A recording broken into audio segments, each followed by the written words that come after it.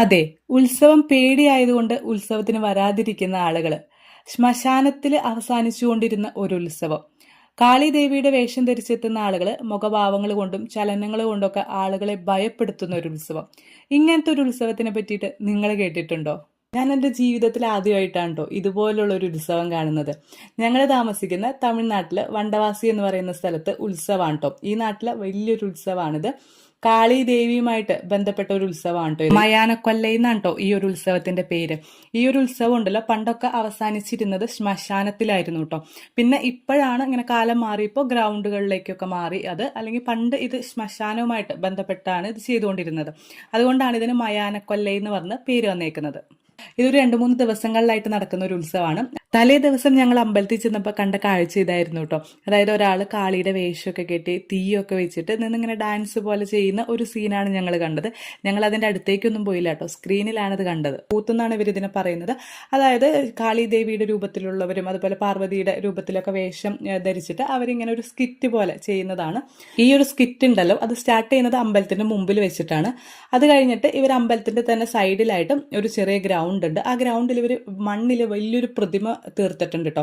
ഈ പ്രതിമയുടെ ചുറ്റും നിന്നിട്ടാണ് ബാക്കിയുള്ള ഈ ഒരു കൂത്ത് ഇവർ പറഞ്ഞു തീർക്കുന്നത്. രാത്രി മുഴുവൻ നീണ്ടു നിൽക്കുന്ന വലിയൊരു പരിപാടിയാണിത്. അപ്പോൾ ഈ ഒരു കൂത്തിൽ ഇവർ ഒരു ഐതിഹ്യമാണ് പറയുന്നത്. അങ്കാളമ്മനുമൊക്കെ ആയിട്ട് ബന്ധപ്പെട്ട ഒരു ഐതിഹ്യമാണ് പറയുന്നത്.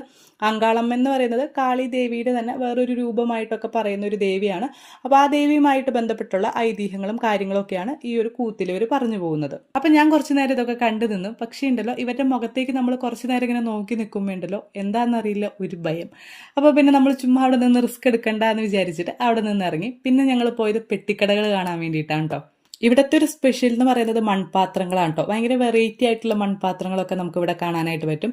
അതുപോലെ തന്നെ ഭരണികളും നല്ല ഭംഗിയുള്ള ഭരണികൾ ഇവിടെ കിട്ടാറുണ്ട് കേട്ടോ. അതുപോലെ തന്നെ നല്ല ക്വാളിറ്റി ഉണ്ടാവും കേട്ടോ ഈ സാധനങ്ങൾക്കെല്ലാം. പിന്നെ ഈ ഒരു ഐറ്റം എനിക്ക് ഭയങ്കര ഇഷ്ടപ്പെട്ടു കേട്ടോ. ഇത് നമ്മുടെ പ്ലഗ് പോയിന്റിലൊക്കെ ഇങ്ങനെ ചുമ്മാ കണക്ട് ചെയ്യാൻ പറ്റുന്നതാണ്. ഇത് രാത്രി ലൈറ്റ് ഇട്ട് കഴിയുമ്പോൾ ഭയങ്കര ഭംഗിയാണ് കേട്ടോ. 2 എണ്ണം ഞങ്ങൾ മേടിച്ചു കേട്ടോ ഇത്. പിന്നെ ഞങ്ങളുണ്ടല്ലോ ഈ ഒരു കളിപ്പാട്ടക്കടയിൽ കയറിട്ടോ. ഇവിടെ ഉണ്ടല്ലോ എല്ലാ ടോയ്സിനും 100 രൂപയാണ് കേട്ടോ ഉള്ളൂ. എല്ലാം നല്ല നല്ല ടോയ്സ് ആയിരുന്നു കേട്ടോ. പുള്ളി 100 രൂപ എന്ന് പറഞ്ഞെങ്കിലും ഞങ്ങൾക്ക് വിശ്വസിക്കാൻ പറ്റുന്നുണ്ടായിരുന്നില്ല കേട്ടോ. പക്ഷെ ഇതിലൊരു സങ്കടകരമായ കാഴ്ച എന്ന് പറയുന്നത്, ഞാൻ കഴിഞ്ഞ മാസം നാട്ടിൽ പള്ളിപ്പെരുന്നാളിന് പോയി കഴിഞ്ഞപ്പോൾ മേടിച്ച ഒരു ടോയ് 350 രൂപ ആ കടക്കാരൻ പറഞ്ഞു. 300 രൂപയ്ക്ക് ഞാൻ വില പേശി മേടിച്ച ഒരു സാധനമാണ്. ആ സാധനം എക്സാക്ട് സെയിം സാധനം ഇവിടെ 100 രൂപയ്ക്കാണ് ഇവർ വിൽക്കുന്നത്.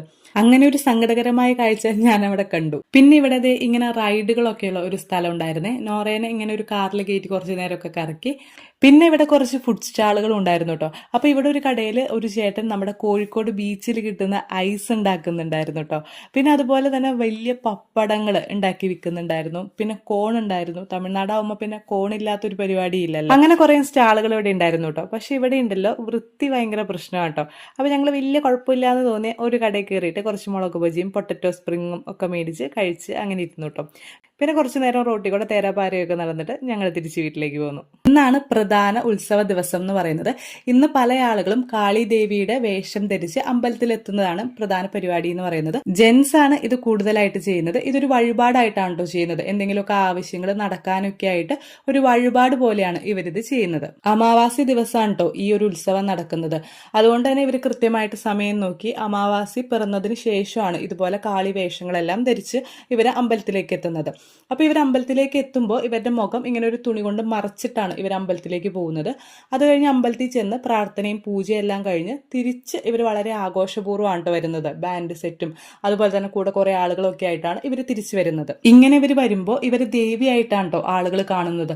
ആളുകൾ പോയിട്ട് അവരുടെ അടുത്ത് നിന്ന് അനുഗ്രഹം മേടിക്കും. അതുപോലെ തന്നെ അവരുടെ കയ്യിലുള്ള ഒരു ഭസ്മം അത് എല്ലാവർക്കും കൊടുക്കും. അതുപോലെ തന്നെ കുഞ്ഞു കുട്ടികളൊക്കെ അനുഗ്രഹിക്കാനായിട്ട് കൊണ്ടു ചെല്ലും. അപ്പം അങ്ങനെ ഒരു ദേവി ആയിട്ടാണ് ആളുകൾ കാണുന്നത്. ഇവരിങ്ങനെ തിരിച്ചു വരുമ്പോൾ ഉണ്ടല്ലോ ഭയങ്കര എനർജിയിലാണ് കേട്ടോ ഇവർ വരുന്നത്. ഇവർ ഭയങ്കരമായിട്ട് ഓടും, ഡാൻസ് കളിക്കും.